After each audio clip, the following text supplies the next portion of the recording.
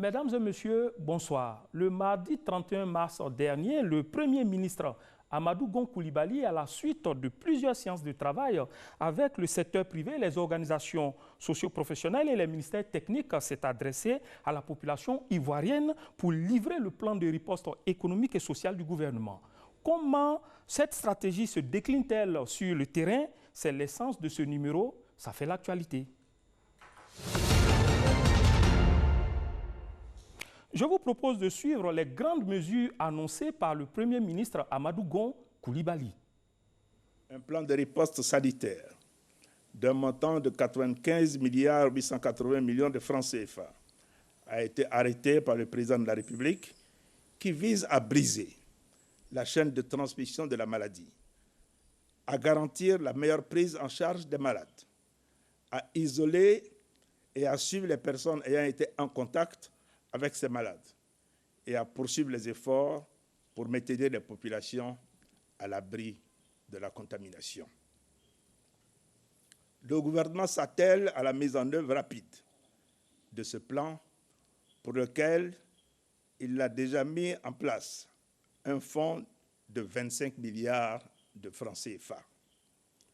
Les discussions sont en cours avec les partenaires techniques et financiers pour mobiliser donc des ressources complémentaires. L'état d'avancement de la mise en œuvre du plan de riposte sanitaire fait apparaître la situation suivante.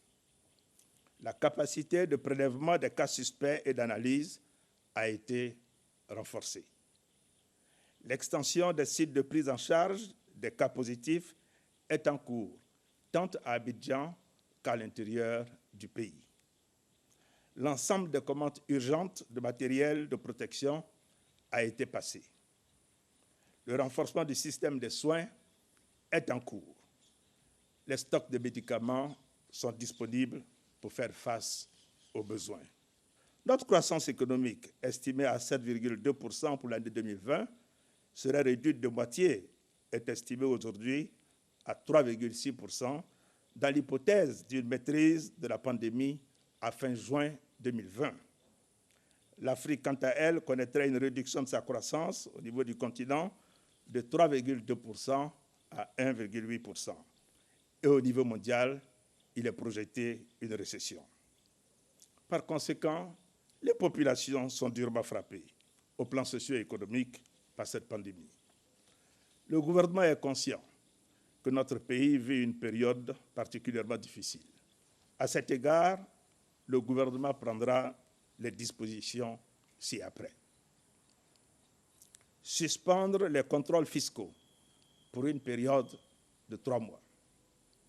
Reporter de 3 mois le paiement des taxes forfaitaires pour les petits commerçants et artisans, notamment les maquis, les restaurants, les boîtes de nuit, les bars, les cinémas et les lieux de spectacle. Différer pour une période de 3 mois le paiement des impôts, taxes et versements assimilés dus à l'État, ainsi que des charges sociales du fait des difficultés de trésorerie des entreprises. Réduire de 25% la patente transport. Différer pour une période de 3 mois le paiement de l'impôt sur les revenus de capitaux des entreprises du tourisme et de l'hôtellerie qui éprouvent des difficultés. Exonérer les droits et taxes de porte sur les équipements de santé, matériel et autres intrants sanitaires entrant dans le cadre de la lutte contre le Covid-19.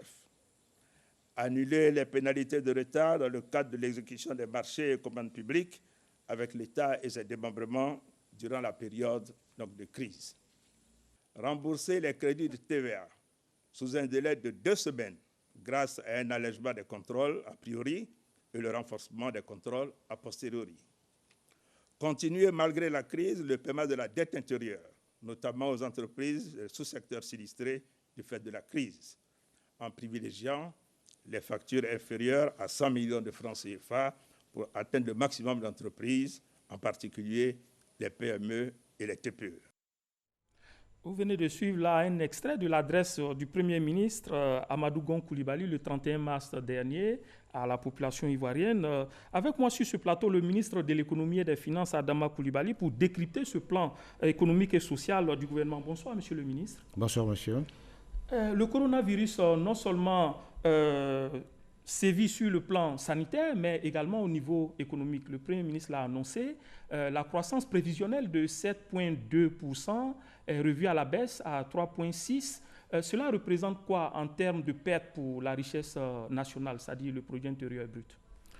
Monsieur Koné, merci pour l'occasion que vous nous donnez d'aller un peu plus loin dans l'explication aux populations du contenu du plan qui a été décliné par Monsieur le Premier ministre. Je voudrais, avant de répondre à votre question, indiquer que le gouvernement est vraiment déterminé et engagé face à la situation de prendre des mesures très nettes pour amoindrir l'impact du coronavirus sur la population et aussi de faire en sorte que l'outil de production puisse être préservé et aussi que les emplois puissent l'être. Effectivement, vous l'avez mentionné, nous avons, sous l'égide de M. le Premier ministre, procédé à une évaluation économique et financière donc de l'impact du coronavirus en Côte d'Ivoire. Nous avons effectivement noté que le taux de croissance baisserait de 7,2% à 3,6%. Mais vous devez savoir que depuis 2012, la Côte d'Ivoire est sur une trajectoire de croissance assez forte et soutenue. Et avec l'impact du coronavirus, qui n'épargne aucun pays dans le monde, la Côte d'Ivoire n'est pas épargnée non plus. Donc nous nous trouvons effectivement avec un taux de croissance réduit de moitié. Qu'est-ce que ça représente en termes de perte de PIB? Voilà. Je dois vous dire que sur le scénario de référence qui était à 7,2%, nous étions à un PIB de 36 947 milliards. Avec la réduction, la réévaluation, nous sommes maintenant à 36 044 milliards, ce qui fait une perte de 903 milliards de francs CFA. D'accord, une série de mesures prises pour soulager les petits commerçants et artisans. Il s'agit d'abord d'allègements fiscaux, les maquis sont fermés, les restaurants sont fermés, les cinémas, les lieux de spectacle. Est-ce que ces mesures-là d'allègements fiscaux sont suffisantes quand on sait que ces structures ont d'autres charges à supporter? Ce sont des mesures qui sont prises d'abord pour alléger disons, les charges sur ce secteur. On a parlé d'alléger la trésorerie de ces structures. Oui, alléger la trésorerie à travers le paiement des dettes. Ça, c'est pour les structures qui sont effectivement organisées, les entreprises formelles. Oui. Mais ce que vous avez mentionné, ce que vous avez mentionné tout à l'heure, quand on regarde bien, ce sont en fait les activités informelles. Et vous avez parlé de maquis, de restaurants, de bars et autres. De ce point de vue-là, il est prévu des mesures d'accompagnement. Le plan prévoit effectivement, ça a été annoncé par Monsieur le Premier ministre, 100 milliards d'accompagnement pour les entreprises du secteur informel. Il faut rappeler que ce secteur informel, il est important, aussi bien en Côte d'Ivoire que dans tous les pays de la sous-région. En Côte d'Ivoire, il représente 30% du PIB. Dans d'autres pays de la sous-région, c'est plus de 50%. Il représente 30%, mais en termes de volume, de proportion, c'est beaucoup de personnes. Oui, ça fait beaucoup de personnes, c'est vrai, puisqu'on a fait une évaluation, une étude a été faite également qui montre que la majorité des emplois se trouvent dans le secteur informel. Tout à fait. Quand on le dit, on pense également au secteur rural, qui n'est pas un secteur formel. Et donc, on a effectivement beaucoup d'emplois dans ce secteur informel. Alors, on parle du secteur informel, c'est dire que ce n'est pas un secteur qui est organisé, qui est modernisé. Comment, techniquement, l'appui du gouvernement va s'exercer? Quel est le mécanisme? Par quoi les artisans ou bien les acteurs de ce secteur vont passer pour pouvoir accéder donc à l'appui du gouvernement? Il y a deux modalités que nous sommes en train d'examiner qui seront probablement validées avec les opérateurs du secteur. Il s'agit premièrement de faire en sorte que nous puissions apporter un soutien direct à ceux des opérateurs du secteur informel qui auront tout perdu. Et deuxièmement, de faire en sorte que nous puissions, au sortir de la crise, faire des prêts en fait, aux entreprises du secteur informel en les amenant progressivement à se formaliser, ce qui leur permettrait d'avoir un accès au marché public, ce qui leur permettrait également de pouvoir, ceux qui ont le potentiel en tout cas, de pouvoir se développer et devenir des TPE ou des PME. Voilà ce que nous sommes en train de voir au niveau donc, du secteur informel. Je voudrais qu'on soit concret, Monsieur le ministre. Alors, quelqu'un qui est tenancier de maquis, par exemple, qui est fermé aujourd'hui à la sortie de la crise ou bien pendant la crise, comment fait-il pour accéder donc au soutien de l'État? Mais celui qui est aujourd'hui sans activité du tout, parce qu'effectivement ces activités sont fermées, cette personne sera considérée comme une personne pouvant bénéficier de l'assistance humanitaire, parce que vous verrez effectivement que dans le programme, il y a également un volet d'assistance humanitaire là-dedans. Ce seront considérés comme des personnes fragiles, des personnes qu'on doit soutenir. Mais ce qui est important, c'est de voir effectivement qu'au sorti de la crise, que nous souhaitons la plus courte possible, nous serons amenés à faire en sorte que ces opérateurs-là puissent reprendre leurs activités, mais en étant, disons, des activités qui vont de plus en plus se formaliser et renforcer le tissu économique national. C'est ce que nous entrevoyons avec la mise en place de ces 100 milliards destinés donc au secteur informel. Je suis obligé d'insister parce que c'est une frange importante de la population. Vous êtes en train de les rassurer. À quelle porte vont-ils frapper, Monsieur le ministre? Ben, écoutez, Monsieur le Premier ministre a annoncé le plan il y a 2 jours. Nous sommes en train de faire le nécessaire aujourd'hui pour que les mesures qui sont annoncées puissent être opérationnelles. Nous allons y arriver probablement, mais il y a des mesures qui sont déjà en place. D'autres mesures nécessiteront des consultations avec les opérateurs concernés, notamment le secteur privé, les opérateurs du secteur informel, la Chambre des artisans, la Chambre des métiers.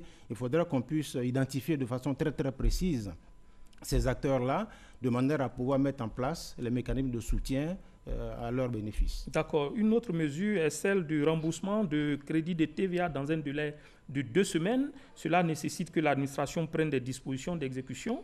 Est-ce que vous pouvez rassurer les opérateurs à cet effet? Sur le crédit de TVA, je peux vous dire qu'il n'y a aucun problème, puisqu'au jour d'aujourd'hui, il n'y a pas d'arriéré sur le crédit de TVA. Mais on dit de payer dans 2 semaines. Ça veut dire que c'est une disposition exceptionnelle. Oui, c'est le délai de 2 semaines. Des instructions ont déjà été données au service. Et je peux rassurer les opérateurs qui sont concernés que cette histoire sera réglée sans difficulté. Puisque, je vous l'ai dit tout à l'heure, il n'y a pas à ce jour d'arriéré en matière de remboursement de TVA. Il y a un compte dédié qui permet effectivement de payer les opérateurs qui sont concernés. À la suite de la déclaration de M. le Premier ministre, des instructions ont déjà été données pour que dans un délai de 2 semaines, tout puisse être fait. D'accord, on vous verra à la tâche. La dette intérieure a régulièrement été une préoccupation pour bien des fournisseurs. Quel est le niveau aujourd'hui de cette dette intérieure? Ben, la dette intérieure, effectivement, son paiement permettra de fluidifier très clairement en fait, les activités des opérateurs économiques. Il faut les accompagner. Le niveau est aujourd'hui de 300 milliards. 300 milliards, il y a des modalités pour payer en fait ces dettes intérieures. Il a été précisé que pour atteindre le plus grand nombre, il faut payer la dette qui est en deçà de 100 millions pour pouvoir toucher le plus grand nombre d'opérateurs possible, notamment les petites et moyennes entreprises qui constituent aujourd'hui l'essentiel de notre tissu économique. Donc, les instructions ont été données et là, les paiements sont en cours. D'accord. Venons-en aux 250 milliards que le Premier ministre Amadou Gon Coulibaly a prévu pour soutenir le privé. Dans le concret, qui peut se présenter au guichet? Les PME, les grandes entreprises? Quelle structure? Non, les 250 milliards de soutien à l'économie, d'abord, il faut savoir que la philosophie qui est derrière ça, c'est de faire en sorte que l'outil de production soit préservé. Tout à fait. C'est de faire en sorte également que les entreprises puissent maintenir en situation d'emploi, disons, leurs salariés, pour éviter justement que le licenciement massif ne puisse entraîner des difficultés dans la gestion et dans la fragilisation en fait du tissu. Fondamentalement, c'est ça l'idée. Maintenant, sur les 250 milliards, il y a une partie qui est destinée aux petites et moyennes entreprises, et il y a une autre partie qui est destinée au renforcement du fonds de garantie qui est déjà en place, et l'autre partie concernera en fait les entreprises. Mais comme je vous l'ai dit tantôt, nous allons discuter avec les opérateurs privés pour voir de façon précise quel est le montant, la répartition par entité. Ah, ce sont les conditions. Et demain, d'ailleurs, nous aurons une réunion avec les opérateurs du secteur privé demain. Ben, c'était des discussions qu'on a dit inclusives. Est-ce que cette disposition n'avait pas été prévue dans vos échanges? Non, je vous ai dit que nous avons eu des consultations sous l'égide de M. le Premier ministre avec les opérateurs du secteur privé. Nous avons recensé leurs préoccupations. Et c'est tout ça qui a permis en fait de bâtir, de sortir ce plan de soutien économique, social et humanitaire. Maintenant, il s'agit de retourner vers eux, puisque les mesures ont été prises, retourner vers eux pour voir l'opérationnalisation des mesures, qui peut être bénéficiaire de ces différentes ressources, parce qu'il faut quand même des conditions minimales pour pouvoir accéder à ces ressources. Je vois par exemple... Et ces conditions sont quoi? Mais ce sont les entreprises qui sont en difficulté, qui pourraient recourir à ces ressources-là. J'imagine par exemple qu'une entreprise qui perdrait 50% de son chiffre d'affaires pourrait effectivement être assistée à partir de ces ressources. Et comme l'un des objectifs également, c'est de maintenir et de préserver l'emploi, ben, il faudrait certainement que certaines entreprises s'engagent à maintenir l'emploi pour qu'on puisse effectivement faire en sorte qu'ils puissent avoir accès à ces ressources-là. Ce sont ces conditions-là que nous allons discuter avec les opérateurs. Et ça commence demain? Demain, on a une réunion avec eux. Et vous comptez finir quand? Ben, écoutez, le plus tôt possible, parce qu'il y a urgence. Donc, nous travaillons dans l'urgence. Tout à fait. Oui. D'accord. Alors, la campagne intermédiaire de cacao a débuté hier 1er avril. Cela nous amène à poser la question du mouvement des marchandises au plan international. Quel est le rythme de sortie des produits de rente aujourd'hui? Ben, écoutez, la campagne principale s'est terminée le 31 mars.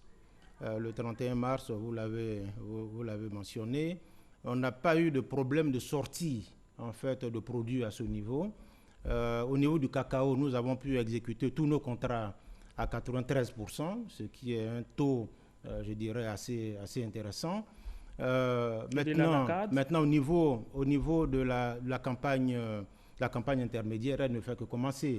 Donc, je pense qu'il est un peu prématuré de dire que bon, il y a un problème au niveau de la sortie des produits. Pour l'instant, nous n'avons rien constaté. Non, ce n'était pas de dire un problème, c'est de savoir quel était le rythme. Voilà. Est-ce que il n'y a aucun observait, problème. parce qu'au niveau de la NACAD, il y a quelques soucis pour le ramassage. Les prix sur le terrain ne sont pas respectés parce qu'on vit une crise sanitaire qui a des conséquences économiques. Au niveau de la NACAD, il y a quelques difficultés effectivement qui ont été constatées. Le gros des problèmes à ce niveau-là, en fait, c'est la fuite en fait, de la production à travers des pays voisins. Mais avec la fermeture des frontières aujourd'hui, je pense que c'est un phénomène qui doit être plus ou moins contrôlé. Nous allons adresser cette question de façon plus détaillée, justement, avec les ressources qui sont destinées aux filières. Donc, le ministre de l'Agriculture, avec nous-mêmes, et les responsables des filières, nous allons discuter pour voir les difficultés réelles auxquelles les secteurs sont confrontés pour pouvoir effectivement les assister. En termes d'intrants, par exemple, s'ils ont des difficultés à avoir accès aux intrants, on peut effectivement, à travers les ressources qui leur sont destinées, financer des intrants. On sait que généralement la campagne intermédiaire est caractérisée par des fèves de petite taille et par une baisse de la production, mais une baisse aussi du prix. Mais là, le gouvernement a maintenu le prix du kilogramme de cacao à 825 francs. Est-ce là une conséquence des dispositions que vous venez de prendre avec l'ensemble du secteur, des secteurs économiques? Le prix a été maintenu pour justement donner un signal, pour montrer effectivement que le gouvernement est soucieux du bien-être des populations et des paysans. Vous avez indiqué tout à l'heure les difficultés qu'il pourrait y avoir au niveau de la campagne intermédiaire en termes de qualité et autres. Mais nous raisonnons en fait sur la totalité de la campagne, aussi bien la campagne intermédiaire que la campagne principale. C'est sur ça que nous faisons le bilan d'une manière générale. Donc aujourd'hui, il n'y a vraiment pas de difficultés particulières. Les prix ont été maintenus justement pour permettre aux populations d'avoir des revenus leur permettant de faire face à leurs besoins. Il va y avoir des revenus. Il est également annoncé un montant de 250 milliards pour soutenir les produits de rente. Mais il y a quelques jours, les évéaculteurs ont décidé de ne plus saigner parce que les cours étaient mauvais. Comment cette annonce peut changer leur décision? Bon, d'abord, les évéaculteurs, ce qui se passe, c'est que sur le marché, internationales, les usines qui utilisent les produits sont quasiment fermées. Donc il n'y a pas de débouché. Et c'est ce qui fait actuellement qu'il y a, disons, un ralentissement dans les saignées. Donc nous avons pris des mesures justement de soutien aux filières pour les accompagner, pour les assister. Maintenant, les modalités pratiques, comme je vous l'ai dit, vont être discutées avec les responsables des filières et le ministre de tutelle qui est le ministre de l'Agriculture. Alors, monsieur le ministre de l'Économie et des Finances, toutes ces dispositions qui ont été annoncées pour appuyer, pour soutenir le secteur économique, pour appuyer le système de production, permettront-elles vraiment d'assurer, de sauver les emplois? Oui, c'est ce que nous souhaitons. Nous souhaitons véritablement que les entreprises puissent maintenir en situation d'emploi leurs salariés parce que, comme je l'ai dit, nous souhaitons que la crise soit la plus courte possible, de sorte à ce que, à la sortie de la crise, la machine puisse reprendre le plus rapidement possible. C'est pour cela qu'il y a le soutien en termes de préservation de l'outil de production, mais également en termes de maintien des salariés en place, de manière à ce qu'au bout de 3-4 mois, quand la crise sera derrière nous, nous puissions amorcer la pompe assez rapidement. Je vous donne simplement l'exemple de la Chine. Vous avez vu que la Chine a pu contenir la crise dans une période de 3 mois. Aujourd'hui, les machines ou bien l'outil de production chinois est en plein régime. C'est eux qui exportent aujourd'hui les matériels médicaux un peu partout à travers le monde. C'est dit simplement qu'ils n'ont pas arrêté totalement leur machine du fait de la crise du coronavirus. C'est vrai, l'heure est grave. Le gouvernement est obligé aujourd'hui d'intervenir. Est-ce que cela ne pourrait pas servir d'alibi aux chefs d'entreprise pour restreindre ou bien pour supprimer certains droits aux travailleurs? Supprimer les droits aux travailleurs, je pense qu'il y a une législation qui est en cours. Les travailleurs attendent qu'ils soient rassurés de préserver leur emploi. C'est ça le fond. Mais c'est ce que nous disons. Nous souhaitons que les travailleurs puissent être maintenus en situation d'emploi. Et c'est pour cela que cette assistance leur sera apportée en fait au secteur privé. Et je vous ai parlé tout à l'heure de critères. Parmi les critères, nous allons en discuter avec les opérateurs concernés. Comment faire en sorte que les entreprises qui maintiendront en situation d'emploi leurs salariés puissent être les premiers à bénéficier en fait des ressources qui seront mises à disposition. Je crois que c'est ça l'idée. Alors, qu'est-ce qu'il se passerait si certaines entreprises, malgré ces appuis-là, arrivaient à se débarrasser de certains de leurs collaborateurs? Écoutez, nous ne le souhaitons pas, mais je pense qu'il y a une législation, il y a le droit du travail, il y a un système d'arbitrage qui doit se mettre en place, mais je ne pense pas qu'on en arriverait là, puisque les entreprises elles-mêmes, elles savent qu'elles ne doivent pas arrêter de travailler, sauf cataclysme. Nous, on n'en est pas encore là. Mais il faut maintenir les emplois. La transition est trouvée, c'est le volet social que nous abordons par rapport à l'adresse du Premier ministre. Les dates limites de paiement des factures ont été décalées. N'est-ce pas retarder un problème? Parce que le consommateur qui attendra de payer dans 3 mois sera en même temps en train de consommer et donc se retrouvera avec 2 factures à régler au terme de ce qui a été décidé. Non, je pense qu'à ce niveau-là... Est-ce qu'on résout le problème durablement ou bien profondément? On ne reporte pas le problème, on le règle de façon temporaire, puisque cette crise-là, elle est temporaire. Elle est temporaire. Ce qui est prévu simplement, c'est que les factures seront décalées en termes de paiement. Et pendant cette période-là, il n'y aura pas de pénalité à payer, ce qui n'était pas le cas dans le passé. Votre facture est déposée, vous ne payez pas la facture pendant une période donnée, vous la payez avec une pénalité. Cette pénalité n'existe plus. Et donc, il y aura également des modalités de paiement qui seront accordées, disons, aux populations qui sont concernées. Bien sûr, les autres factures vont arriver, mais attendons de voir. Je pense que le ministère de l'Énergie est en train de voir les modalités pratiques pour voir comment, avec les fournisseurs de ces services-là, on pourrait adoucir. Je vous l'ai dit, l'engagement de l'État, c'est vraiment d'amoindrir l'impact du coronavirus sur la population. Donc tout ce qui peut être fait pour amoindrir cet impact-là, nous le ferons.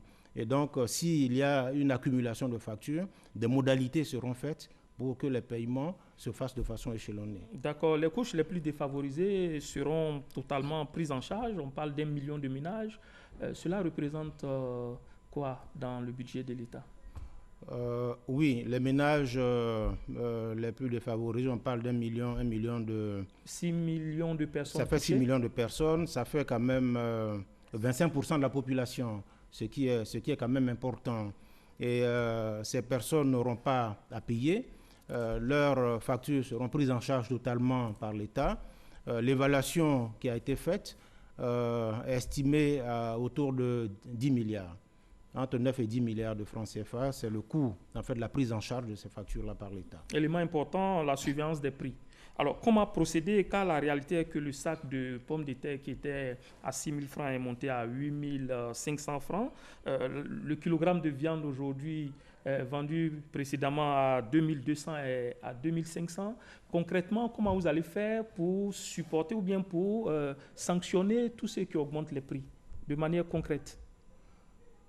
Écoutez, les services du ministère du Commerce sont à pied d'œuvre. Vous les voyez sur les marchés tous les jours.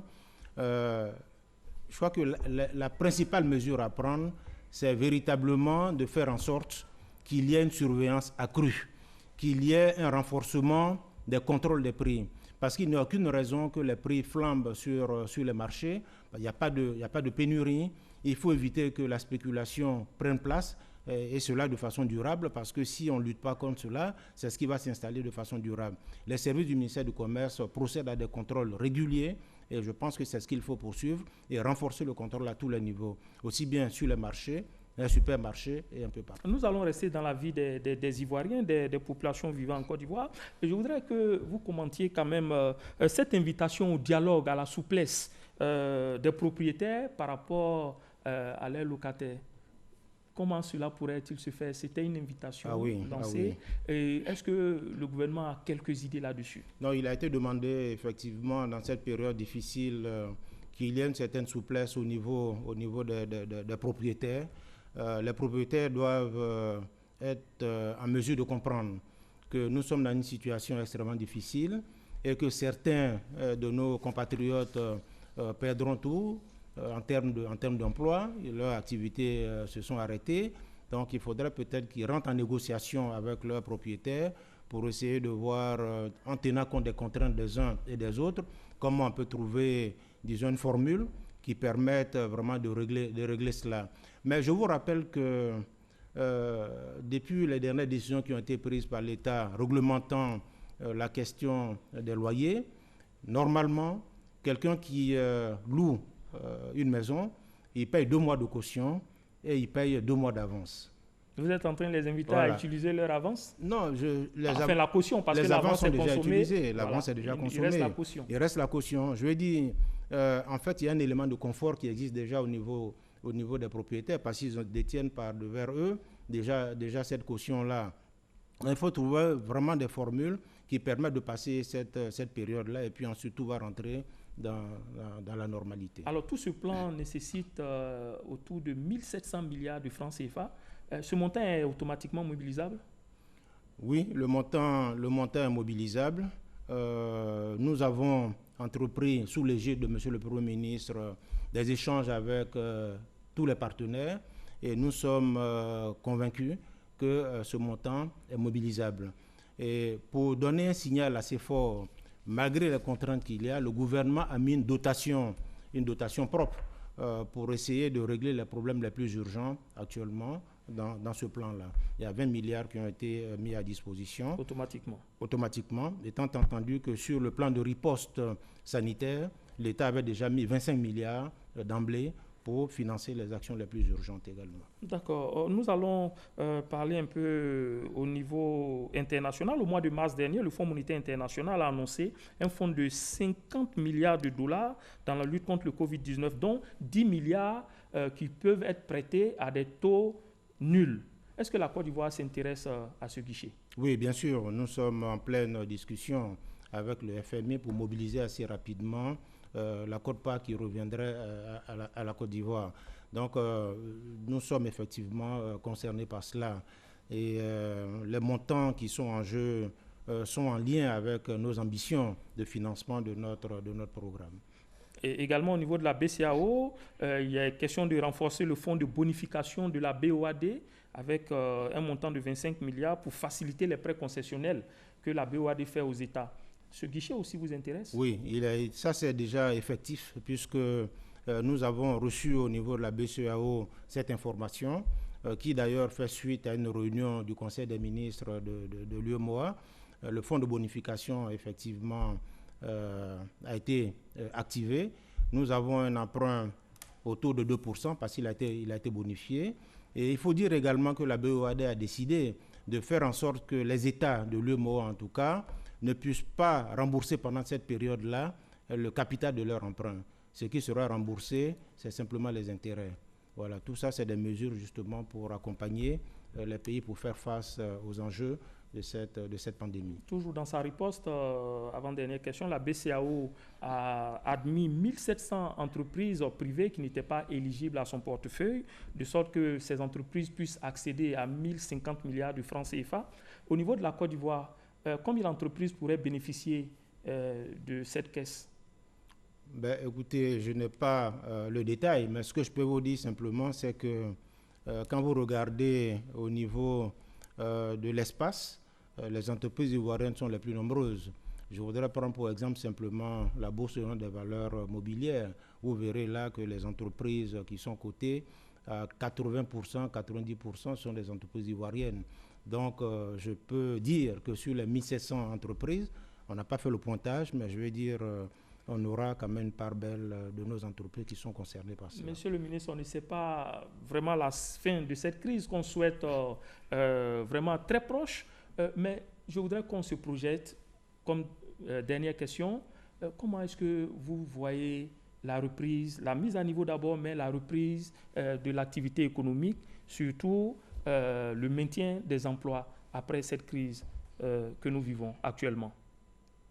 Puisque c'est votre dernière question, je voudrais réitérer la volonté, la détermination et l'engagement du gouvernement de faire en sorte effectivement que les populations puissent être impactées le moins possible par cette crise. Et le gouvernement souhaite également, et toutes les mesures seront prises à cet effet, que le taux de production soit préservé et que les emplois également soient préservés. Fondamentalement, c'est de ça qu'il s'agit. Maintenant, vous savez, quand on fait des analyses économiques, on les fait d'une année à une autre. Et les analyses qui sont faites également s'appuient sur l'environnement international. Nous projetons sur 2021, il y aura un rebond très net. Parce que c'est pour cela que nous souhaitons que en fait, la crise soit la plus courte possible et que les entreprises puissent garder leur outil de production, puissent garder les emplois de manière à pouvoir redémarrer assez rapidement et contribuer efficacement au rebond qui aura lieu en 2021. Merci. Le ministre de l'Économie et des Finances, Adama Coulibaly, était sur ce plateau pour parler de l'impact des différentes mesures annoncées le 31 mars dernier par le Premier ministre Amadou Gon Coulibaly. Merci d'avoir répondu à notre invitation. Mesdames et messieurs, merci de nous avoir suivis. Restez sur la chaîne qui rassemble.